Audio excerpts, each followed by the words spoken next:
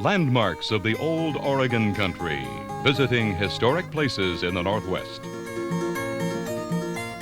Oregon, Washington, and Idaho, three modern states in the Pacific Northwest. But not so long ago they shared the same name, for they were all part of the old Oregon country. Hi, welcome to Landmarks of the Old Oregon Country. I'm Jane Ferguson. And I'm Mark Sparks. We'd like to invite you to come along with us as we travel around the Pacific Northwest to places where our past is still very much alive. We'll be taking a look at some of the key people, places, and events from the history of the old Oregon country, from the arrival of the first people. Right up to 1859, the year Oregon became a state. And along the way, we'll also be meeting some very special people who are still working to learn more about our history. From the beginning, men and women followed dreams of new homes and better lives to the Northwest, and the history of the old Oregon country became a series of adventures that took place all around us. Adventures of discovery, sacrifice, and settlement that left their marks on our maps, on our place in history, and on the ways we live today. So join us as we go to some of the actual locations where the history of the Northwest happened, places that have become landmarks of the old Oregon country.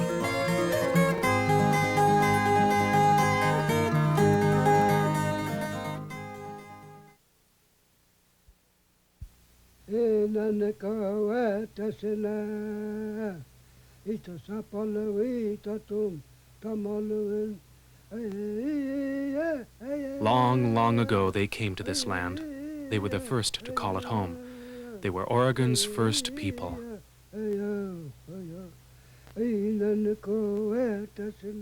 It's morning at Fort Rock. Here in the Central Oregon Desert, the sun brings a new day. But for desert animals like the owl and the coyote who live and hunt at night, dawn means it's time to find a safe place to sleep. Hi, I'm Mark Sparks. And I'm Jane Ferguson.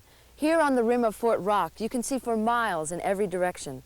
Much of what we can see doesn't look very different from any other desert. Rocks, sagebrush, distant hills. But we need to take a closer look, because this part of the Oregon Desert holds many secrets and clues to the mysteries about Oregon's first people. Who were they? Where did they come from? Why did they choose to live here?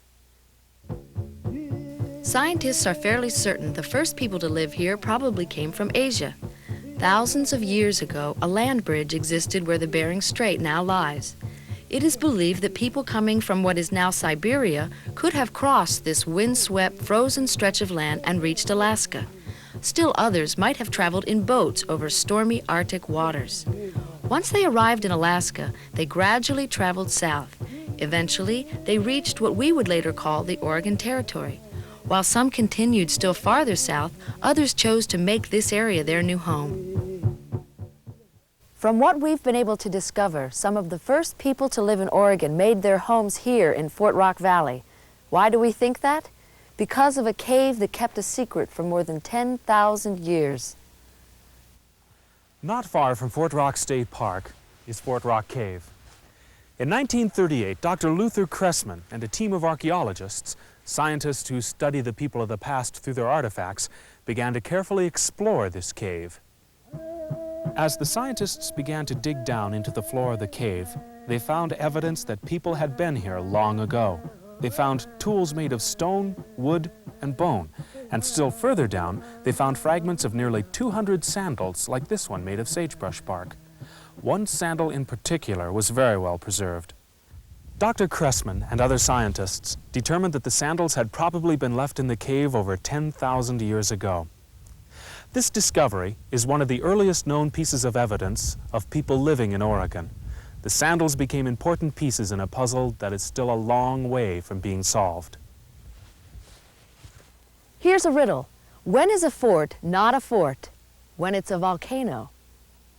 Fort Rock may look like a fort, that's how it got its name, but it's really the cone and crater of an ancient volcano. Its cliff sides are nearly 200 feet high in some places. One side of Fort Rock is open, and the reason it's like this calls for another riddle. When is a desert not a desert? When it's a lake. Fort Rock Valley was once a giant lake, part of the Great Silver Lake formed in the days following the last ice age. Where we now see sagebrush, there were once great marshes, and it was the force of waves of water against Fort Rock that eventually washed out one side. Now it makes sense why those first people would have made their homes here.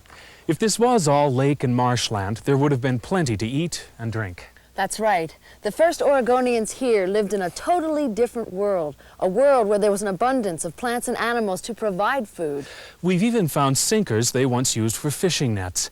Imagine them traveling out here to Fort Rock in canoes. Until the lakes began to dry up, life for those ancient tribesmen must have been pretty good. Good enough for them to have time to improve their sandal and tool-making skills.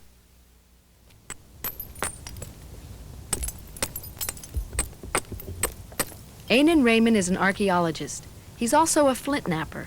A flint knapper is someone who makes stone tools using the same methods that these Indians used. To better understand what life was like for the Fort Rock hunters, he's learned to make tools like the ones found in Fort Rock Cave. Hi, Ainan. Hi, Jane. What are you making? Well, I'm using this hammerstone to shape this chunk of obsidian into a spear point. Then, I'll use this club or billet of elk antler to also shape it into a point. When this gets smaller, I'll use this tip of a deer antler to shape it into a small point.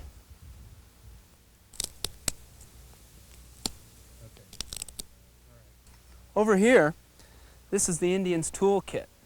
With these chunks of obsidian and deer antler and hammerstones, the Indians had everything they need to make tools for cutting, chopping, and scraping. Are the tools left behind by the first Fort Rock people different from those left by the Indians who were living here when explorers first arrived 200 years ago?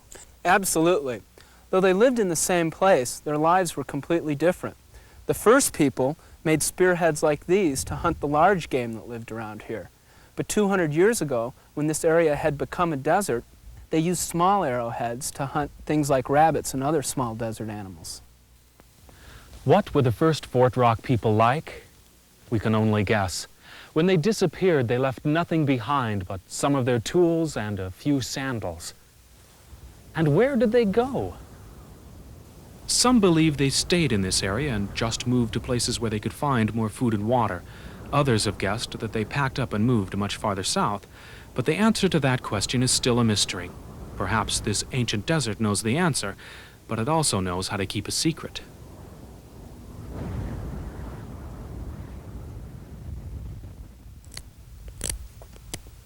That's beautiful, Ainan. Thanks, Jane. It's also very sharp.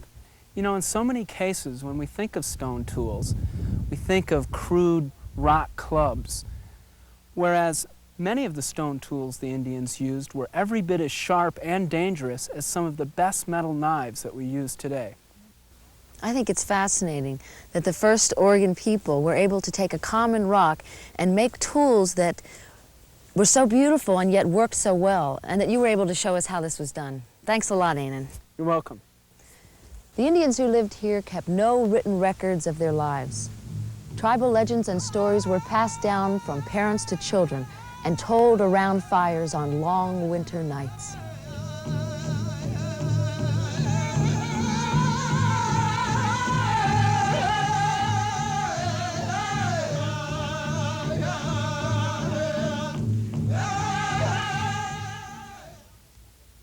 So much of what we know about the Indians living here 200 years ago is based on what the first explorers found and on what the Indians could tell them. One thing we know for certain: the Indians living here by then were only distantly related to the first Fort Rock hunters. By the late 1700s, the lakes had turned to desert, and this was part of Oregon's Great Basin. There were many separate bands of Indians living here, and most of them were members of the larger tribe known as the Northern Paiute. The Paiutes were able to survive by understanding the life of the desert. They depended on seeds, roots, and berries for most of their food. Antelope and small game were also hunted, but a Paiute family could only survive if everyone understood where and when food could be found. Because food was scarce, the tribes of the Great Basin moved often, mostly traveling on foot, and they rarely built permanent homes. To the north were the Plateau tribes. Of these, perhaps the best known are the Nez Perce.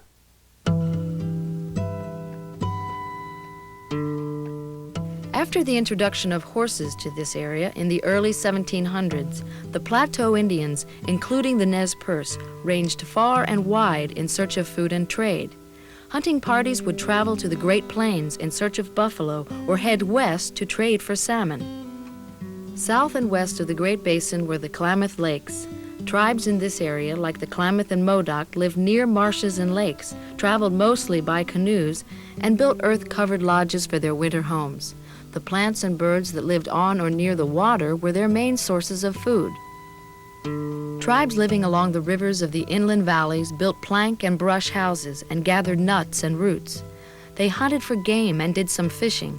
But here, as in the Great Basin, the year-long search for plants that could be eaten was most important.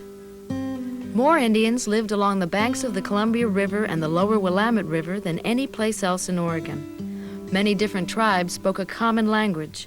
They built strong, independent villages near the water. Fishing for salmon was the center of their lives, and traveling by canoes up and down the Columbia, they traded with many other tribes. Fishing was also the major source of food for the tribes along the coast. Their villages of plank houses could be found along the banks of nearly every coastal stream.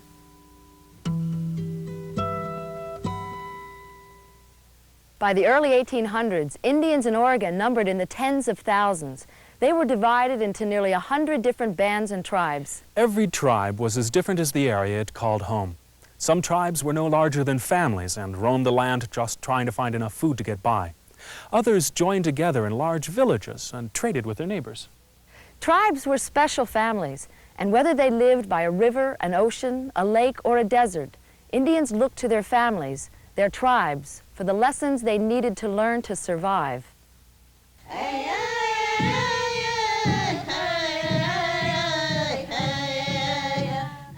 These Indians looked at the world in a different way. Most believed that all things, the sun, the rocks, the trees, the mountains, the animals, everything, had a special spirit. Everything was alive and worthy of respect. There was a harmony in this living world, and it was a goal of the Indian to be a part of that harmony.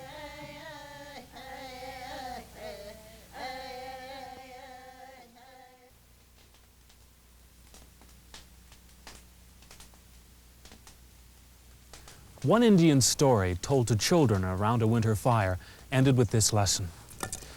You must never cook any more than you can eat. If you cook 3 salmon when you're able to eat only half of 1, then the salmon will be ashamed and will refuse to enter your river.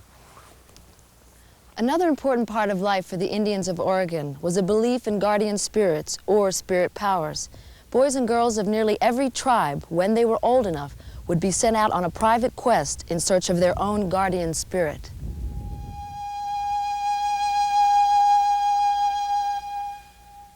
Imagine you are a member of the Paiute tribe, and it is your time to seek a guardian spirit.